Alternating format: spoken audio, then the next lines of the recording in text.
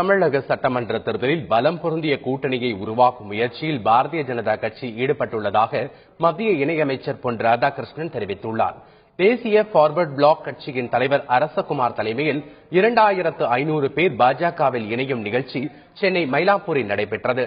இந்த நிகழ்ச்சியில் தமிழக பாஜக பொறுப்பாளர் முரளிதர் ராவ், மத்திய இணையமைச்சர் பொன் ராதாகிருஷ்ணன், பாஜக மாநில தலைவர் தமிழிசை சவுந்தரராஜன் உள்ளிட்டோர் கலந்து கொண்டனர்.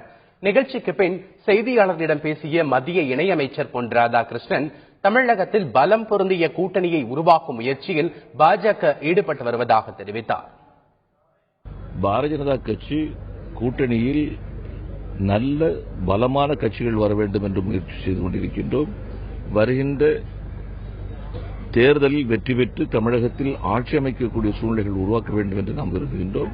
அந்த சிந்தனையோடு கூடிய கூட்டணியாக நிச்சயமாக அது அமையும். பிரதமர் நரேந்திர மோடி அவர்கள் ஆட்சி நடத்துவது போல ஊழலற்ற, தூய்மையான, நேர்மையான, செயல்திறன் மிக்க தமிழகத்தின் வருங்காலத்தை மிக உச்சத்திற்கு கொண்டு செல்லக்கூடிய அளவுக்கு உள்ள ஒரு ஆட்சி அமைப்பதற்கான முயற்சியில்